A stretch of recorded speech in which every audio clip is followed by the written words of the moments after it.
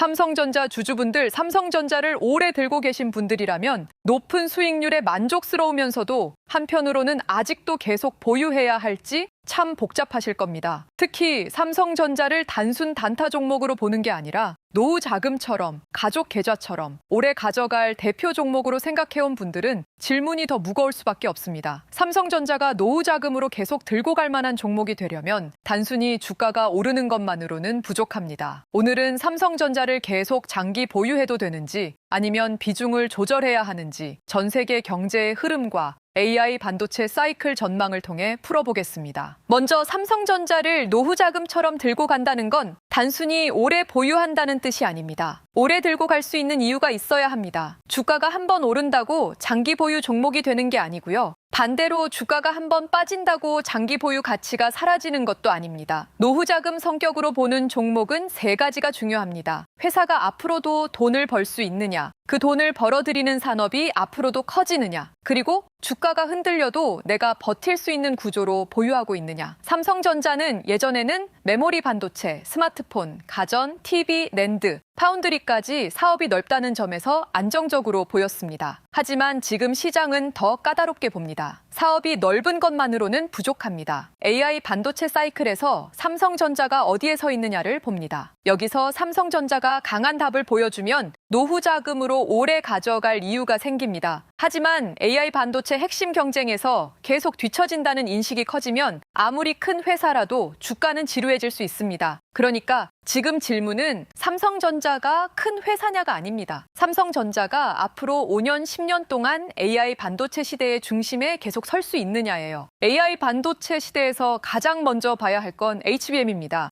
HBM은 이제 삼성전자 투자자들에게도 피할 수 없는 단어가 됐습니다. 엔비디아 GPU가 아무리 강해도 옆에서 데이터를 빠르게 공급해주는 메모리가 없으면 AI 서버 성능은 제대로 나오지 않습니다. GPU가 천재의사라면 HBM은 그 옆에서 수술 도구를 한 치의 오차 없이 건네주는 팀에 가깝습니다. 의사가 아무리 뛰어나도 도구가 늦게 오면 수술이 지연되잖아요. AI 서버도 비슷합니다. 연산 장치가 아무리 강해져도 메모리가 따라주지 못하면 병목이 생깁니다. 그동안 이 HBM에서 SK 하이닉스가 가장 강한 프리미엄을 받았습니다. 그래서 하이닉스가 먼저 200만 원을 넘고 HBM 대장주라는 평가를 받은 거죠. 삼성전자 입장에서는 아픈 부분입니다. 메모리 1등이라는 이미지가 강했는데 AI 메모리의 가장 뜨거운 구간에서 시장의 프리미엄은 하이닉스로 먼저 갔습니다. 그래서 삼성전자를 노후 자금으로 계속 들고 갈지 보려면 HBM에서 삼성전자가 다시 신뢰를 회복하는지 봐야 합니다. HBM4, 엔비디아 공급망, 빅테크 고객사, 수율과 납기. 이 부분에서 실제 성과가 나와야 합니다. 말로는 부족합니다. 시장은 숫자와 공급 계약, 고객 신뢰를 봅니다. 그런데 삼성전자를 HBM 하나로만 보면 또 놓치는 게 많습니다. 삼성전자의 진짜 장점은 메모리 전체 포트폴리오입니다. HBM만 하는 회사가 아니잖아요. 범용 D람도 있고 서버 D람도 있고 낸드도 있고 SSD도 있고 파운드리와 패키징까지 연결할 수 있습니다. AI 서버가 늘어나면 HBM만 필요한 게 아닙니다. 서버 전체에 고용량 DRAM이 필요하고 데이터를 저장할 낸드와 SSD도 필요합니다. 데이터 센터가 커질수록 저장해야 할 데이터는 기하급수적으로 늘어납니다. AI 모델을 학습시키고 추론 서비스를 돌리고 기업들이 내부 데이터를 AI에 연결하기 시작하면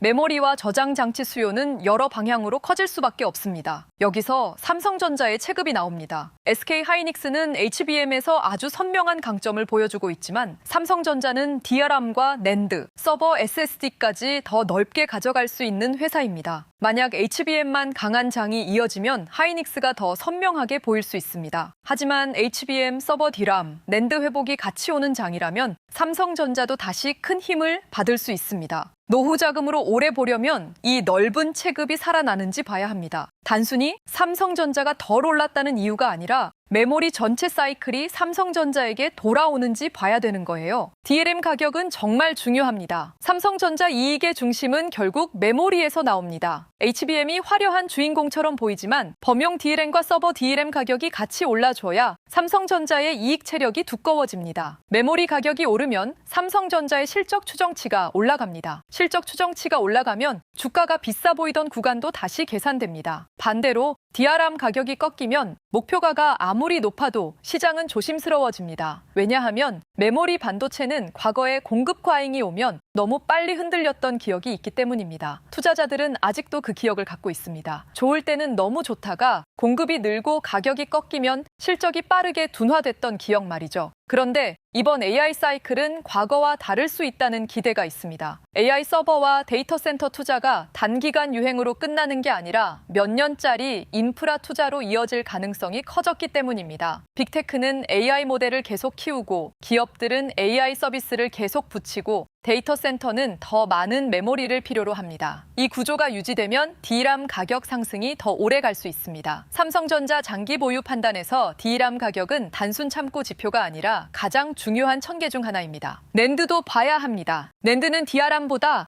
회복 속도가 느리게 보일 때가 많습니다. 그래서 투자자들이 낸드를 조금 덜 주목하기도 하죠. 하지만 장기적으로 보면 AI 데이터 센터 시대의 낸드를 완전히 빼놓을 수 없습니다. AI는 데이터를 먹고 자랍니다. 학습 데이터, 고객 데이터, 기업 내부 문서, 이미지, 영상, 음성, 로그 데이터까지 저장해야 할 정보가 계속 늘어납니다. 그러면 서버용 SSD와 고성능 낸드 수요도 결국 중요해집니다. 물론 낸드 가격이 당장 폭발적으로 움직이지 않을 수 있습니다. 하지만 바닥을 다지고 회복하는 흐름이 나온다면 삼성전자는 추가 동력이 됩니다. 삼성전자는 낸드에서도 큰 플레이어입니다. DRAM만 좋은 장에서는 하이닉스가 더 강하게 보일 수 있지만 DRAM과 낸드가 같이 좋아지는 장에서는 삼성전자 포트폴리오의 장점이 더 살아납니다. 이게 장기 보유 관점에서 중요합니다. 삼성전자를 노후 자금처럼 본다는 건 하루 이틀 HBM 뉴스만 보는 게 아니라 메모리 전체 회복이 얼마나 넓게 진행되는지를 보는 겁니다. HBM은 상승의 불꽃이고 DRAM은 이익의 몸통이고 낸드는 회복이 붙을 때 추가 동력이 될 수 있습니다. 이 세 가지가 같이 맞아야 삼성전자 장기 보유의 설득력이 커집니다. 엔비디아와 AI 반도체 흐름도 같이 봐야 합니다. 지금 전 세계 AI 사이클의 중심에는 엔비디아가 있습니다. 엔비디아가 어떤 칩을 내놓는지, 어떤 플랫폼을 준비하는지, 그 안에서 메모리 비중이 얼마나 커지는지에 따라 삼성전자와 하이닉스의 전망도 달라집니다. AI 칩이 발전할수록 연산 능력만 올라가는 게 아닙니다. 더 많은 데이터를 더 빠르게 처리해야 하기 때문에 메모리와 패키징의 중요도가 같이 올라갑니다. 여기서 삼성전자가 들어갈 공간이 생깁니다. HBM4, 차세대 DRAM, 서버 메모리, 그리고 패키징 역량까지 연결되면 삼성전자는 엔비디아 공급망 안에서 더 큰 의미를 가질 수 있습니다. 하지만 엔비디아가 대만과 TSMC 생태계에 계속 더 많은 힘을 싣는다면 삼성전자는 압박을 받을 수밖에 없습니다. TSMC는 파운드리와 첨단 패키징에서 이미 강한 신뢰를 쌓아놓은 회사입니다. 엔비디아, 애플, AMD, 빅테크 고객사들이 TSMC를 신뢰하는 이유가 있습니다. 삼성전자가 장기 보유에 더 적합한 종목이 되려면 메모리에서 확실히 돈을 벌고 파운드리와 패키징에서 할인 요인을 줄여야 합니다. 엔비디아가 필요로 하는 공급망 안에서 삼성전자의 자리가 커지는지 봐야 하는 거예요. 패키징은 앞으로 더 중요해집니다. 예전에는 반도체를 말할 때 얼마나 미세한 공정으로 칩을 찍느냐가 가장 큰 이야기처럼 보였습니다. 지금도 중요합니다. 하지만 AI 시대에는 칩 여러 개를 어떻게 묶느냐, GPU와 HBM을 얼마나 가깝고 빠르게 연결하느냐, 열을 어떻게 빼느냐, 전력 효율을 어떻게 높이느냐가 더 중요해지고 있습니다. 그래서 패키징, 기판, 본딩, 테스트, 소재,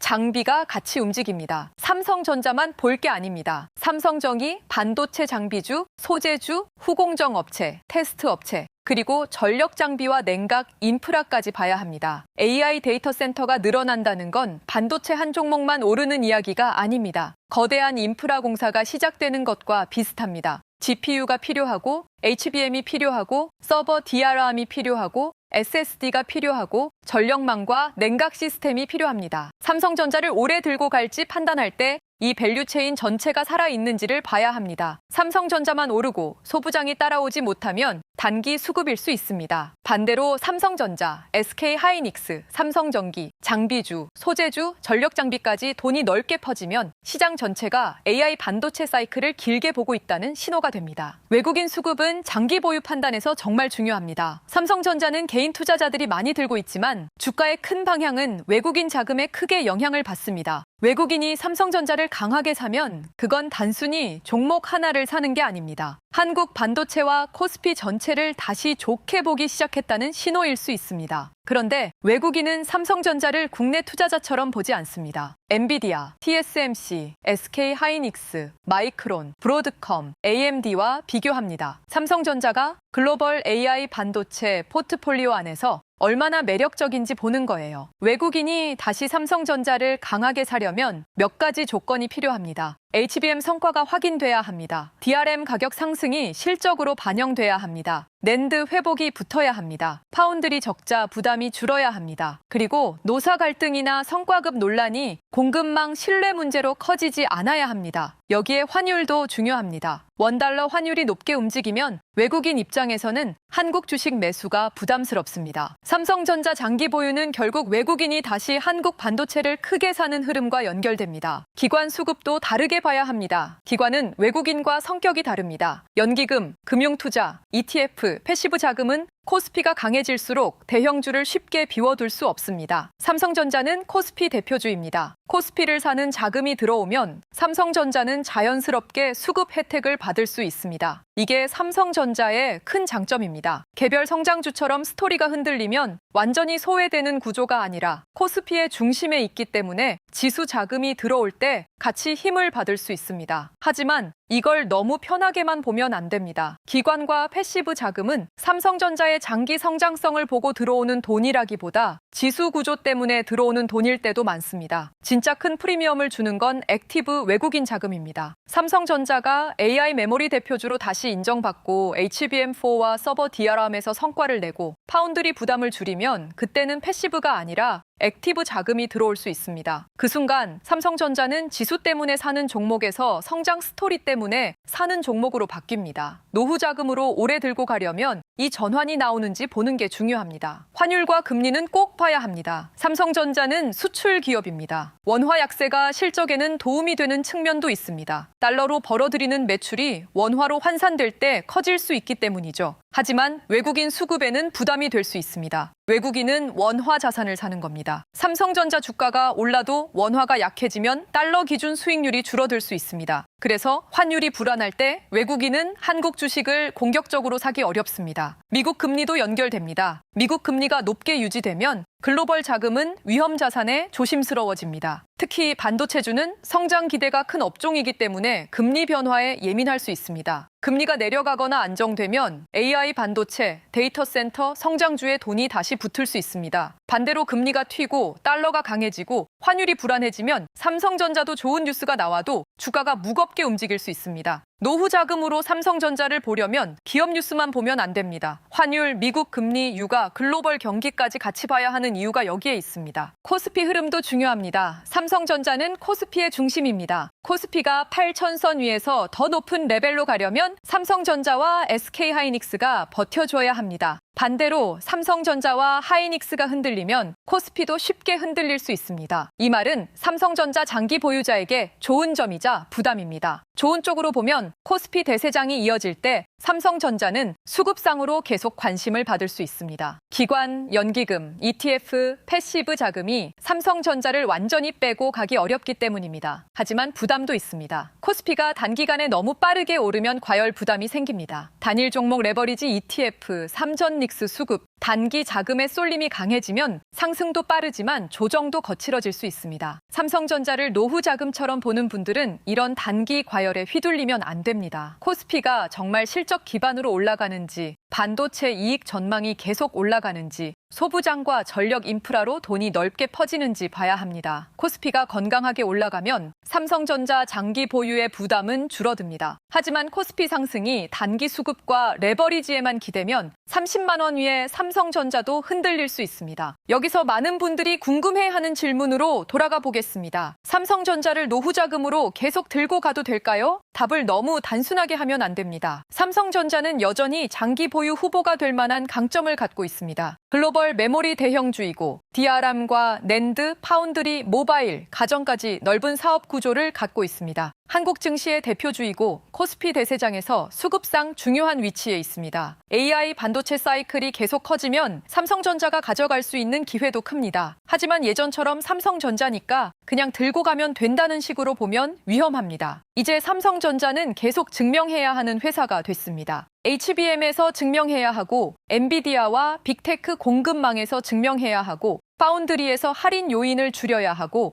낸드 회복도 보여줘야 합니다. 그리고 내부 갈등이 다시 공급망 신뢰 문제로 커지지 않도록 관리해야 합니다. 노후 자금으로 들고 간다는 건 믿고 방치한다는 뜻이 아닙니다. 정기적으로 조건을 확인하면서 비중을 조절해가는 종목으로 봐야 합니다. 그럼 어떤 경우에는 계속 들고 갈 근거가 강해질까요? 삼성전자가 HBM4에서 확실한 고객사와 공급 성과를 보여줄 때입니다. 서버 DRAM 가격이 계속 강하게 유지될 때입니다. 낸드 가격이 바닥을 다지고 서버 SSD 수요가 살아날 때입니다. 파운드리 적자가 줄고 고객사 수주 뉴스가 나올 때입니다. 외국인이 삼성전자를 다시 순매수하기 시작할 때입니다. 기관과 연기금, 패시브 자금이 코스피 대세장 속에서 삼성전자를 계속 담을 때입니다. 환율과 미국 금리가 안정되고 글로벌 AI 반도체주가 계속 강할 때입니다. 소부장과 패키징, 전력 인프라까지 돈이 넓게 번질 때입니다. 이런 조건들이 겹치면 삼성전자는 단순히 국민주가 아니라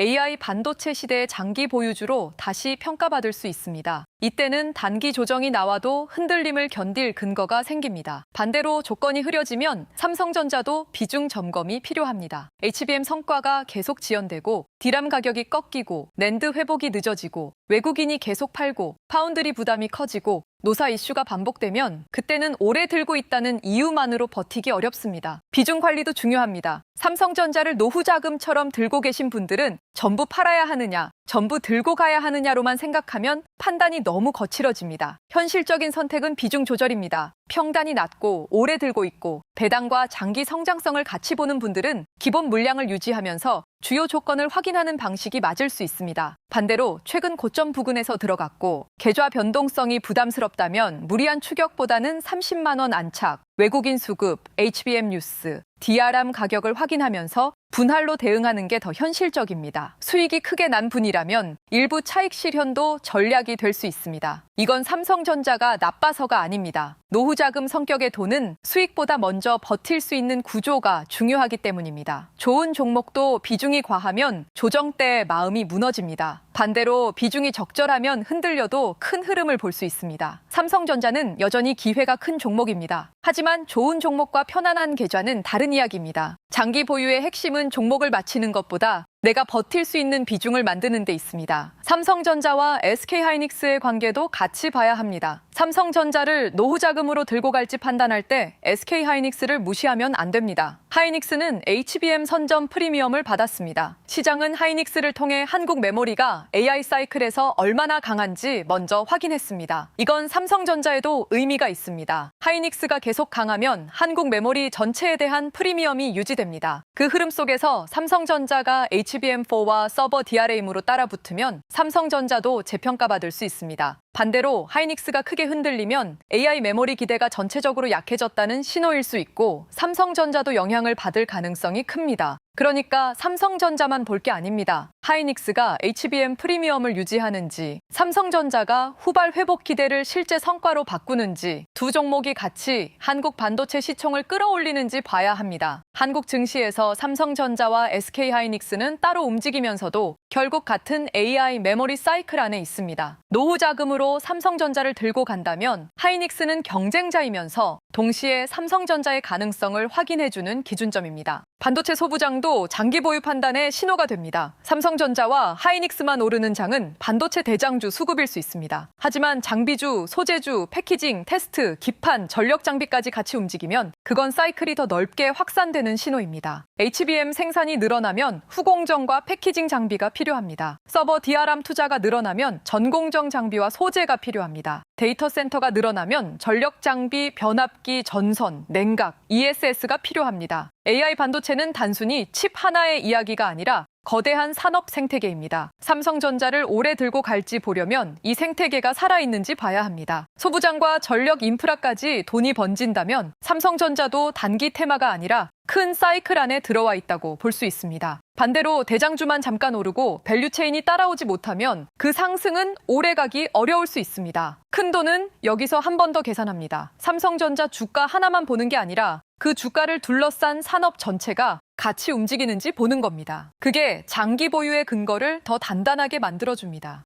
결국 삼성전자는 노후 자금으로 계속 들고 갈 수 있는 종목인가? 저는 이렇게 보고 싶습니다. 조건부로는 충분히 가능합니다. 하지만 예전처럼 그냥 삼성전자니까 괜찮다는 시대는 끝났습니다. 이제는 확인하면서 들고 가야 합니다. HBM소에서 성과가 나오는지, 엔비디아와 AI 서버 공급망에서 신뢰를 회복하는지, DRAM 가격이 강하게 유지되는지, 낸드와 서버 SSD 회복이 붙는지, 패키징과 소부장 밸류체인까지 돈이 퍼지는지, 외국인이 다시 삼성전자를 사는지, 환율과 금리가 외국인 수급에 우호적으로 바뀌는지, 코스피가 실적 기반으로 더 높은 레벨을 만들고 있는지, 이 조건들을 체크해야 합니다. 삼성전자는 여전히 강한 회사입니다. 하지만 강한 회사라도 잘못된 가격, 과한 비중, 확인 없는 기대는 노후 자금의 부담이 될 수 있습니다. 장기 보유는 방치가 아닙니다. 관찰입니다. 조건을 확인하고 비중을 조절하고 내 계좌가 감당할 수 있는 수준에서 큰 흐름을 따라가는 겁니다. 삼성전자 주주분들 오늘 이야기를 마음속에 이렇게 가져가시면 좋겠습니다. 삼성전자는 아직도 한국 증시에서 가장 중요한 종목 중 하나입니다. AI 반도체 시대가 커질수록 삼성전자에게도 분명히 큰 기회가 있습니다. HBM, 서버 DRAM, 낸드, 데이터 센터, 패키징, 소부장, 전력 인프라까지 삼성전자가 연결될 수 있는 길은 많습니다. 하지만 그만큼 시장의 눈도 까다로워졌습니다. 이제는 삼성전자라는 이름만으로 모든 것을 용서해주는 시장이 아닙니다. HBM에서 결과를 보여줘야 하고 엔비디아와 빅테크 공급망에서 자리를 만들어야 하고 DRAM 가격과 낸드 회복이 실적으로 이어져야 하고 외국인 수급과 환율, 금리까지 우호적으로 바뀌어야 합니다. 노후 자금으로 삼성전자를 계속 들고 간다는 건 믿고 잊어버리는 게 아닙니다. 삼성전자가 AI 반도체 시대의 중심으로 다시 들어오는지 계속 확인하는 겁니다. 기본 물량을 가져가되 너무 과한 비중은 조절하고 30만 원 이후의 안착과 외국인 수급, HBM4 성과를 차분히 보는 게 더 현실적입니다. 삼성전자가 이 조건들을 하나씩 증명한다면 장기 보유의 이유는 다시 강해질 수 있습니다. 하지만 조건이 흔들린다면 오래 들고 있다는 이유만으로 버티기보다 내 계좌를 지키는 판단도 필요합니다. 그렇다면 실제 투자는 어떻게 해야 할까요? 코스피가 8,000을 넘어선 지금 돈이 어디서 시작해서 어떤 순서로 퍼지고 있느냐? 반도체가 먼저 움직이고 그 다음 전력 인프라, 증권, 금융, 자동차, 저평가 업종으로 돈이 옮겨가는 이 순환매의 흐름을 포착하고 그 위에 올라타야 하죠. 그런데 많은 개인 투자자들은 이 흐름을 놓칩니다. 처음에는 너무 오른 것 같아서 망설이고 조금 더 오르면 늦은 것 같아서 못 사고 결국 마지막에는 남들이 다 벌었다는 이야기 듣고 가장 뜨거운 자리에서 뒤늦게 따라붙습니다. 수많은 종목을 지켜본다고 그 모든 종목의 상승 흐름을 정확하게 따라붙어서 수익을 내는 게 쉬울까요? 개인이 가장 큰 수익을 내는 방법은 두 가지가 있습니다. 하나는 저평가된 종목의 장기 투자, 다른 하나는 시장의 흐름을 읽고 어떤 기준으로 움직일지 미리 정해놨느냐입니다. 그래서 이번에 배포드릴 전자책은 바로 코스피 8,000의 시대, 돈의 흐름을 읽는 법입니다. 이 책에는 지금 코스피의 상승세가 어디까지 갈지, 돈은 어떤 순서로 움직이는지, 외국인과 기관은 무엇을 다르게 사는지, 그리고 상승장에서 투자에 실패하는 사람들은 어떤 실수를 하는지까지 담았습니다. 초보 투자자라면 반드시 한번 읽어보시고 이미 투자 경험이 있는 분들도 지금 내가 시장을 제대로 따라가고 있는지 꼭 점검해 보시기 바랍니다. 아래 링크에서 신청 페이지를 작성하시면 자동으로 전자책 다운로드 페이지로 이동됩니다. 1년도 안 되는 짧은 기간 동안 국내 주식시장은 2배 이상의 폭등을 기록했습니다. 그리고 그만큼 주식 투자자와 아닌 사람들의 자산 격차도 빠르게 벌어지고 있죠. 이 기회를 그냥 뉴스로만 흘려보내지 마세요.